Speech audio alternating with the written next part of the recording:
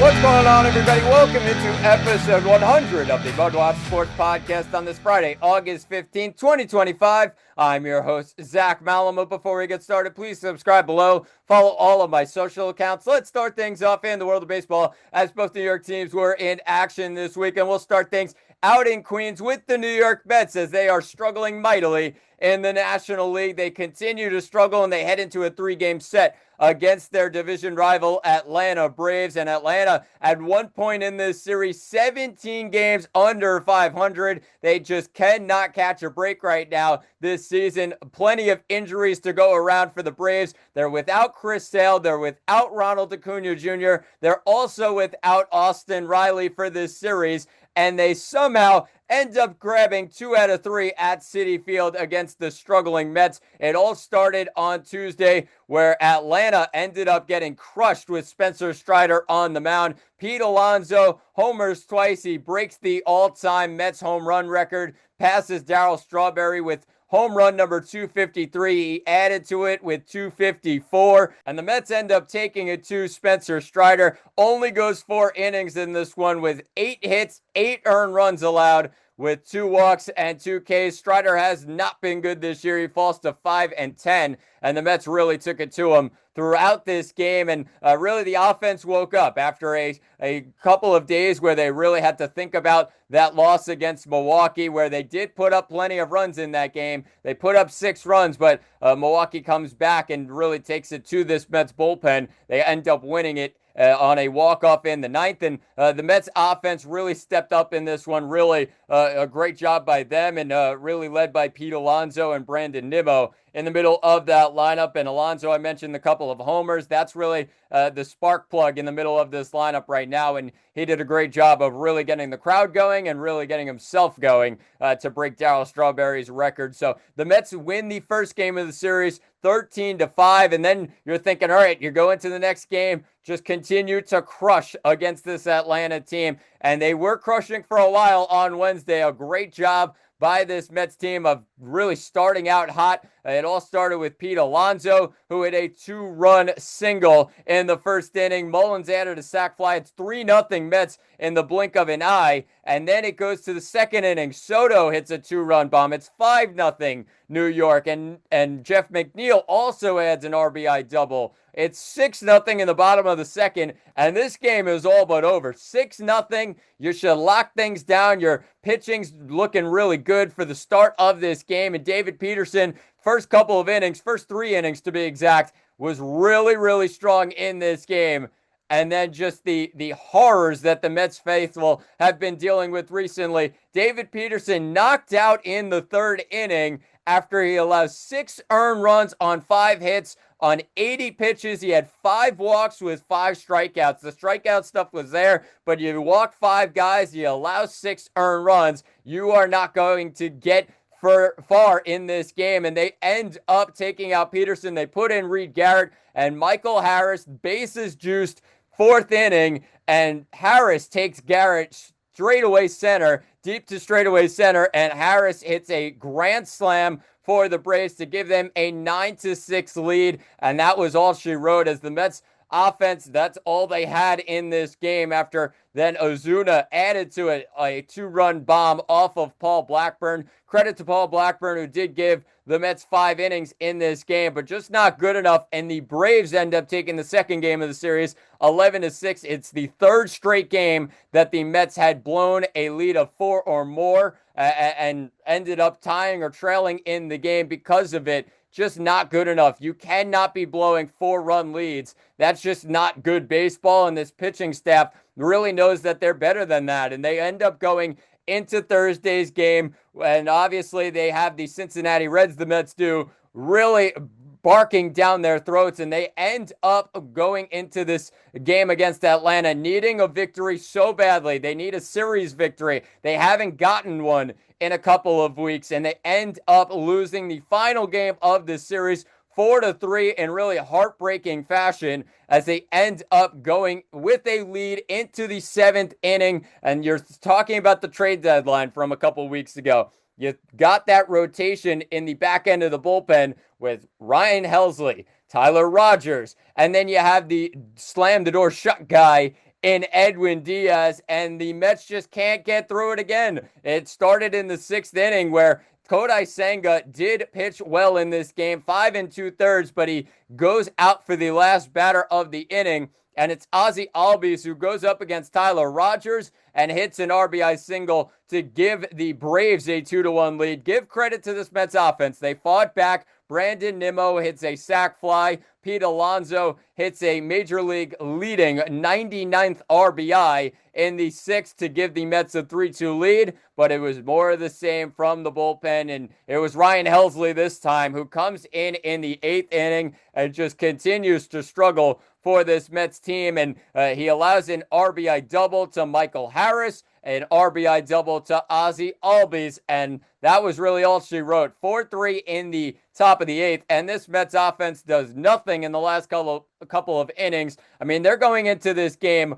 against Bryce Elder, one of the worst ERAs in all of baseball this year. He had an ERA of 6.12, and he goes 7 innings strong with just 2 earned runs in this game. That just cannot happen. A guy that's struggling for this Braves team, and the Mets really, their offense just doesn't show up in the end. Just unacceptable right now for this New York Mets team. And now, I said it once again, the Mets sit just a half game ahead of the Cincinnati Reds for the final wild card spot in the National League. When is this team going to wake up? Their pitching staff is dreadful right now, blowing leads left and right. Their offense, once they go down in a game, they are down and out. They cannot mount a comeback. That's really the story of the Mets right now. When are they going to wake up and get this team back to where they should be right now in the middle of the race for the National League East? Philly, who ends up losing yesterday. The Mets can't grab a game on them either, and now they sit 5 games back still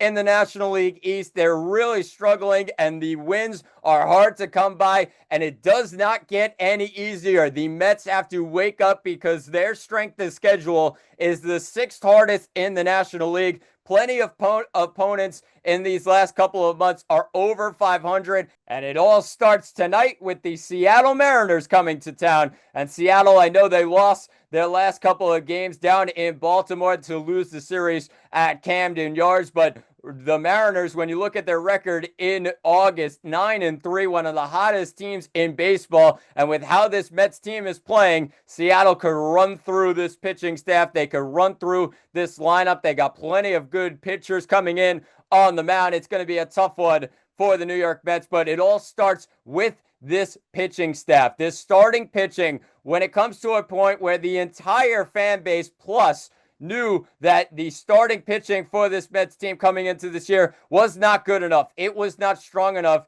to make a postseason run. I know they did it last year with Severino, Quintana, part of that rotation. Manaea was electric throughout October, and yes, they ended up making it to the NLCS, but that's not going to work every year. They need reliable starting pitchers, and they do not have that. They probably have one right now, and that's really a gift right now. I mean, a lot of these guys, the last turn through the rotation, that's really been the struggle, and not one of these guys is getting to 6 innings. Even David Peterson, who you would say was probably the best for that stretch throughout this season and looked pretty good. I mean, he's struggling now too. He's really gotten the flu, when you say, of this Mets pitching staff. Just the same type of problems, can't go deep into games, and they're relying way too much on this bullpen. Sean Manaea has to step up tonight. 1-1 on the year, a 4.33 ERA. Is coming off of 2 bad outings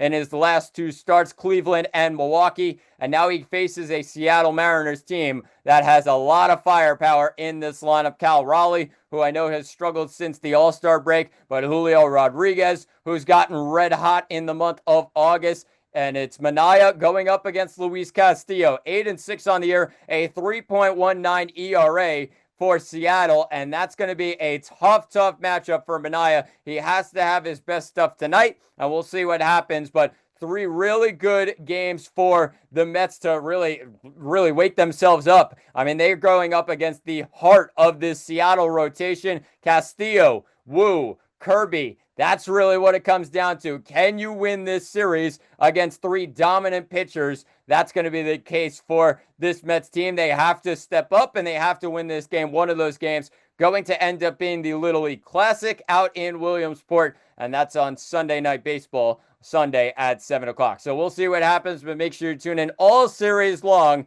as the Mets host the Seattle Mariners for a 3-game set at Citi Field. Let's shift things to the other side of New York, and the New York Yankees were also in action this week, and they ended up keeping up their streak against the Minnesota Twins, but it did get snapped on Wednesday. The Yankees do win the series 2 out of 3. They end up winning 6-2 on Monday with a great victory with Will Warren on the mound. Will Warren looking really good in that start, and he goes 6 2/3 with 3 hits allowed, 2 earned runs, no walks, 7 Ks. And Will Warren, surprisingly, after some really bad outings here and there, I mean, you go back to that one against the Dodgers, who could forget that one? Will Warren, and when he is on, he is really in the zone, and 7 strikeouts in 6 2/3. That's exactly what the Yankees would want from their starter. The Yankees did a good job of giving him some cushion, a 3-0 lead in the bottom of the third, back-to-back, or a couple of solo home runs with Stanton and Rice to give the Yankees a 3-0 lead after Bellinger hit a solo bomb himself in the bottom of the first inning. And yes, Minnesota clawed back into this game, a 3-2 lead the Yankees had in the 7th inning, but this offense did a great job. Trent Grisham chipping away with an RBI single, followed by Aaron Judge with an RBI single. Chisholm ends up adding a solo bomb in the bottom of the 8th, and the Yankees get to Zebby Matthews, and he gets the loss 3-4 on the year. He had plenty of strikeouts in this game, 9 of them, but the Yankees offense figured out a way to rack up some hits, and they did a good job of it. They get the 6-2 victory in the opening game of the series on Monday. Then they go into Tuesday, and it was Carlos Rodon on the mound and looking for a really solid outing here. It's been a little bit shaky, you would say, since probably the All-Star break, a couple bad starts here and there, but he looked like a real strong pitcher that could be real dangerous in the month of October if he gets there. And Rodon ends up getting credited with the win, 12-7 on the year. 7 innings strong, just 1 hit allowed, 1 earned run, 5 strikeouts, 2 walks, and it was in the end just the 1 earned run in the top of the first with a fielder's choice by Royce Lewis to give Minnesota a 1-0 lead, but the Yankee offense woke up after that. Aaron Judge hits a home run in the bottom of the first. Anthony Volpe hits a 3-run bomb in the second. Then you have Giancarlo Stanton, who went 3 for 4 or 4 for 5 on the day. He adds a solo bomb, and the Yankees offense really stepped up in this one. They looked really good against Minnesota's pitching staff, and another bad outing for the Twins at Yankee Stadium. They just cannot catch a break when they play the Yankees, really, and the Bronx will really play the Yankees anywhere, just the haunt that is the Minnesota Twins for the New York Yankees. When you go into Wednesday's game, though, then that's where the Yankees struggled a bit. They go up against one of the best pitchers in baseball this year. Joe Ryan really had his best stuff on Wednesday. Final game of the 3-game set. Yes, the Yankees had already won the series, but they would really love a series sweep to really get the momentum going for this team in really the chase for October right now. But Joe Ryan had his best stuff on the day. 6 2/3 he goes with 4 hits allowed, just 1 earned run, 2 walks, and 7 strikeouts. And really, when it comes down to it, the decision of Aaron Boone in the 6th inning to go with Yuri De Los Santos, who's really been struggling this year, and you have so many other arms in the bullpen. Yuri De Los Santos cannot be your best option out of the pen in a game that's tied at 1. It's just unacceptable. A horrible move by Aaron Boone as he takes out Cam Schlittler after 5 innings. Just unreal stuff. How can you put yourself and put your team in a hard spot like that? It's just really mind-boggling. And De Los Santos gets charged with 3 earned runs on 3 hits with no walks and no Ks. And he goes in a 0+ innings pitch. Just horrible stuff, really, by Aaron Boone. A horrible decision in the end, and it really cost the Yankees a game. They cannot really be dropping these games right now, and now they sit really close to Cleveland. Cleveland just a half game behind the Yankees as the Yankees sit in the final wild card spot in the American League. Just both New York teams in the final wild card spots hanging on for dear life, and the Yankees have lost 4 of their last 10, so they're really struggling. They've lost 6 of their last 10, but they're really struggling. They need to figure things out. Yes, a series victory over Minnesota can try and help that, but I mean, this team needs much more than that, and it's not going to be easy going up against a team that's really fighting for a playoff spot in the National League. They take a trip to St. Louis, a 3-game set on the weekend for the New York Yankees. They take on the St. Louis Cardinals. It all starts tonight, 8:15 start with Luis Gil on the mound, 0-1 on the year, 7.27 ERA, and that's really come down to a couple of bad outings to start the year for Gil. And it's going to be a tough one as they go up against Andre Pallante, 6-9 on the year, 4.95 ERA. But this St. Louis offense has really been good, and they have a couple of real strong batters in the middle of that lineup. Their bullpen also trying to figure things out now that they got rid of Ryan Helsley at the back end of that pen. This Yankees team, if they lose tonight, you're really, really putting yourself in a hard spot, because if you cannot beat a team that's trying to fight right next to you, then it's going to be a real difficult time for the Yankees to squeeze into the playoffs. They end up having to go up against a real strong pitcher the next night in Sonny Gray. That's going to be a phenomenal game. 7:15 on Saturday. You got Max Fried against Sonny Gray, 2 of the best pitchers in all of baseball, capped off with Will Warren finishing stuff out for the Yankees on Sunday. But Fried against Gray. Fried's not been good recently. Gray's had a couple of bad outings here and there, but those 2 guys, 2 of the best in all of baseball. Like I said, that should be a phenomenal game tomorrow night. But make sure you tune in all series long, starting tonight, 8:15. It's Luis Gil against Andre Pallante. It's the Yankees and the Cardinals out at Busch Stadium in St. Louis. But that will do it for episode 100 of the MudWatch Sports Podcast. Please subscribe below. I've been Zach Malamud. Thanks for watching, and talk to you all on Tuesday.